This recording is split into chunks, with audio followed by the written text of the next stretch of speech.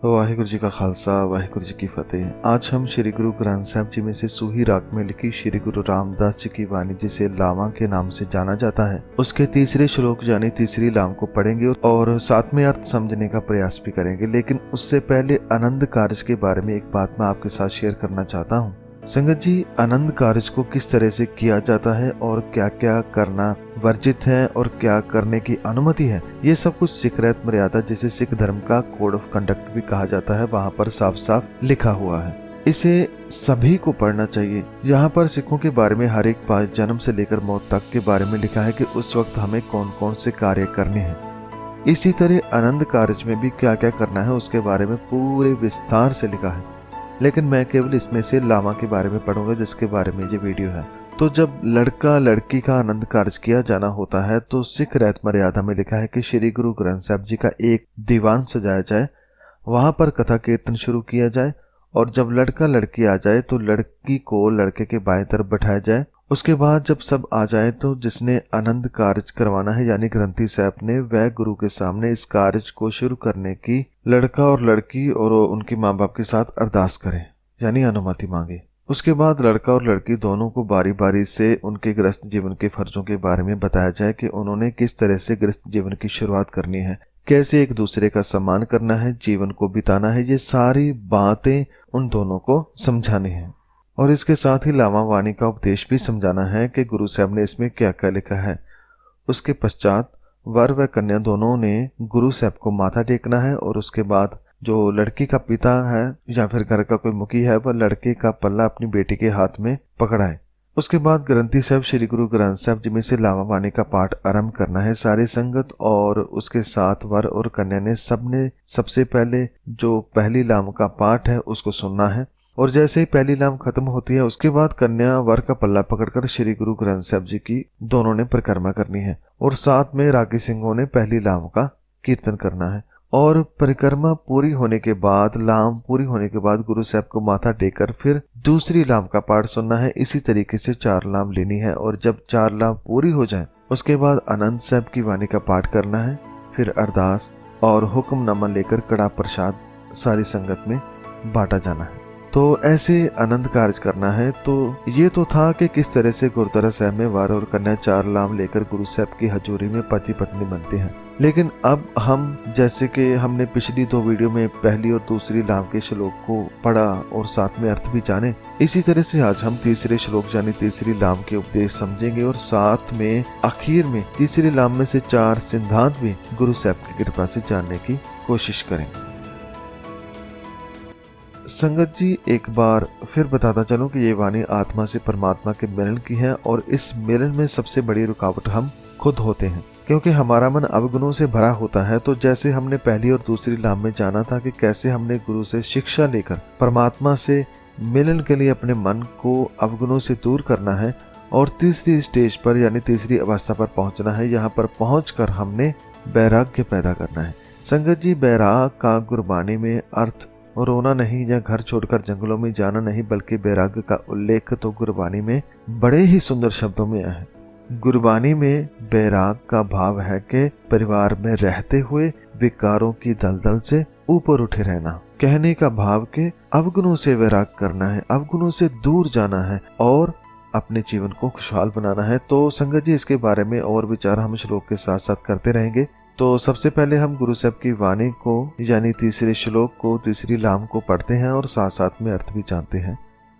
तो गुरु साहब फरमाते हैं कि हर तीजड़ी लाम मन चाओ पया बैरागियां बल राम जियो।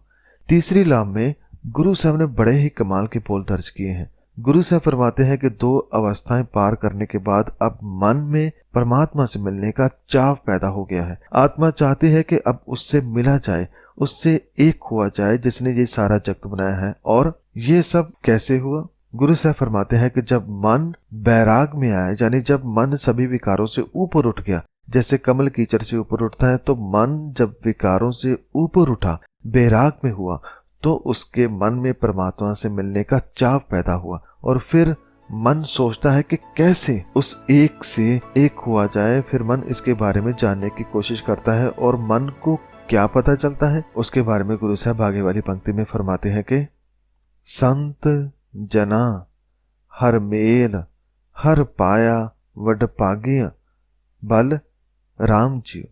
बाब मन को पता चला कि जो संत जन थे, जो उस परमात्मा के प्यारे भगत थे, वह हरि परमात्मा से तब मिले जब उनका उनसे मेल हुआ जो पहले ही परमात्मा से मिले हुए थे। तो इससे पता चला कि मन या आत्मा तभी परमात्मा से मिल सकती है जब वह भी भाग्यशाली संत जनों से मेल करे। जैसे संगत जी, हमने भगत धन्ना जी के बारे में पढ़ा था कि उन्होंने परमात्मा को कैसे पाया। जब उन्होंने अपने से पहले वाले भक्तों के जीवन को पढ़ा समझा तो वह भी उसी राह पर चल पड़ा। तो हमारे लिए सबसे बड़ा संत हमारे गुरु साहब है, श्री गुरु ग्रंथ साहब जी है। जब मन उनकी संगत करता है, उनसे हरि परमात्मा की वाणी को पढ़ता समझता है, तो वह उस एक की ओर बढ़ जाता है। उसके बाद गुरु साहब फरमाते हैं कि निर्मल हर पाया हर गुण गाया मुख बोली हर बाणी। गुरु साहब मन को फिर से समझाते हुए फरमाते हैं कि ऐ मन, उन्होंने ही हरि परमात्मा को पाया है जिन्होंने उसको गाया है, जिन्होंने उसका गुणगान किया है, जिन्होंने अपने मुख से उसकी वाणी को उच्चारा है। भाव, जब मन पूरे ध्यान से पूरे विश्वास से गुरु की वाणी द्वारा परमात्मा के गुणगान को पढ़ता समझता है तो उसका ही रूप होना शुरू हो जाता है। एक बार फिर गुरु साहब दोहराते हुए मन को यही बात आगे वाली पंक्ति में फिर से समझाते हैं कि संत जना वड भागी पाया हर कथिय अकथ कहानी। अर्थात हे मन, मेरी आत्मा, याद रख, इस बात को ध्यान में रख के कैसे संतों भक्तों ने उसको पाया है। गुरु साहब फरमाते हैं कि उन्हीं भाग्यवान संत जनों ने उस रब को पाया है जिन्होंने अकथनीय हरि को गाया है। इसलिए ऐ मेरी आत्मा, तो भी संत जनों से जुड़ी रह। संगत जी, हमारे लिए हमारा संत गुरु ग्रंथ साहब जी हैं। इनके साथ ही हमें जुड़े रहना है और गुरु साहब की वाणी से परमात्मा की सिफ्त सलाह यानी परमात्मा का गुणगान करना है। उस परमात्मा की बात को, कहानी को, उपदेश को ग्रहण करना है। जब ऐसे करेंगे तो क्या होगा? अब गुरु साहब नतीजा बताते हुए फरमाते हैं कि हृदय हर हर हर तोन उपजी हर जपिय मस्तक पाग जियो। भाव, जब हमारी आत्मा, हमारा मन गुरु की वाणी द्वारा परमात्मा हरि का गुणगान करता है, उससे जुड़ता है, तो फिर दिल में उस हरि, उस निरंकार की धुन उठती है, उसके प्रेम की धुन बजने लगती है और निरंतर बजती चली जाती है। कहने का अर्थ कि आत्मा का परमात्मा से मिलन शुरू हो जाता है। लेकिन गुरु साहब साथ ही में फरमाते हैं कि परमात्मा का नाम भी तभी जपा जा सकता है जब माथे पर भाग्य हो। तो हमने भाग्य बनाना है कैसे? गुरबानी को पढ़कर। अपने भाग्य को मजबूत बनाना है गुरु साहब की वाणी को पढ़कर और गुरु की वाणी में से परमात्मा का नाम जप के उसके हो जाना है। तो आखिरी पंक्ति में गुरु साहब फरमाते हैं कि जन नानक बोले तीजी लाम है हर उपजै मन बैराग जी। गुरु साहब फरमाते हैं कि तीसरी अवस्था में, तीसरी लाम में मन में परमात्मा के प्रति वैराग्य उत्पन्न हो जाता है, उससे मिलने का चाव पैदा हो जाता है। संगत जी, गुरु साहब ने पिछली पंक्तियों में समझाया कि वैराग्य कैसे पैदा करना है। उन संतों भक्तों का जीवन पढ़ना है जो परमात्मा से मिले हैं और सदा संतों से, भाव गुरु से जुड़कर रहना है। गुरु की वाणी से मन में अकाल पुरख से मिलने का चाव पैदा करना है और ये चाहत ही हमें उस तक पहुंचाएगी, हमें चौथी अवस्था तक पहुंचाएगी, उस एक से एक कराएगी। तो संगत जी, ये थी तीसरी लाम जिसमें हमने समझा कि कैसे मन में परमात्मा से मिलने की चाहत पैदा होती है। तो इसके साथ ही हम कुछ और बातें भी इस शब्द में से, इस श्लोक से सीखते हैं। जैसे वर और कन्या श्लोक से अपनी आत्मा का परमात्मा से मेल तो करा ही रही है, लेकिन साथ में वर कन्या जीवन में एक दूसरे के साथ कैसे अपने रिश्ते को मजबूत बनाए, उसके बारे में 4 सिद्धांत इस श्लोक में से जानने की कोशिश करते हैं। पहला, एक दूसरे के लिए चाव रखना।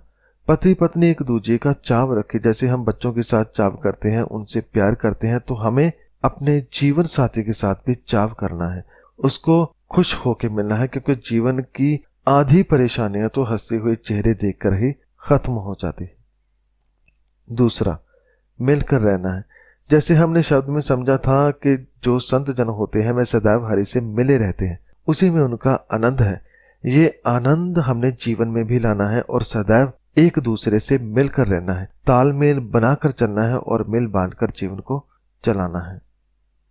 तीसरा, प्रेम की धुन। पति पत्नी का प्रेम केवल दो शरीर या दो परिवारों का मेल नहीं बल्कि दो आत्माओं का भी मेल है, और इस मेल को, इस प्रेम को कभी कम नहीं होने देना, क्योंकि अक्सर देखा गया है कि जब प्रेम कम हो जाता है तो उसकी जगह शक, कड़वे बोल, झूठ आदि ले लेते हैं। चौथा, बैरागी बनना। वैसा बैरागी नहीं बनना जो घर छोड़ दे, बल्कि ऐसा बैरागी बनना है जो घर पर रहकर हर परेशानी का मुकाबला करे, और चाहे सुख हो, दुख हो, हंसी हो, गमी हो, अच्छा बुरा कैसा भी वक्त हो, दोनों यदि मिलकर चलेंगे, हर हाल में साथ रहेंगे, तो यकीनन वह जीवन को अच्छा बना पाएंगे। इसलिए दोनों को बैराग अवस्था को हासिल करना है। तो संगत जी, ये थी तीसरी लाभ में से 4 सिद्धांत जो गुरु साहब की कृपा से हमने समझे। संगत जी, जब हम गुरबानी को पढ़ते हैं तो बहुत सारी जगह पर आपने देखा होगा कि गुरु साहब मन को, आत्मा को पत्नी की जगह पर रखते हैं और परमात्मा को पति की जगह पर, और बड़े ही सरल तरीके से पति से मिलने का हमें सार समझा जाते हैं, और साथ में ये भी समझाते हैं कि चाहे मर्द है या औरत, यदि वह रब से जुड़ी हुई आत्मा है तो वह सुहागन है, और जो उससे जुदा है वह दुहागन है।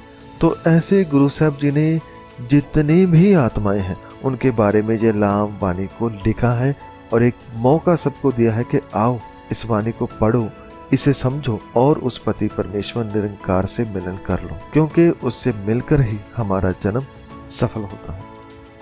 तो अंत में आप सभी का इस वीडियो को सुनने के लिए धन्यवाद, और धन्यवाद साहब श्री गुरु ग्रंथ साहब जी का, जो उन्होंने बड़े ही अच्छे तरीके से, बड़े ही सरल तरीके से इतने बड़े ज्ञान को हम जैसे ना समझो को समझा दिया। और गुरु साहब से मेरी विनती है कि हमें भी उस एक से जोड़ दें जिससे जुड़कर जन्म सफल हो जाता है, धन्य हो जाता है।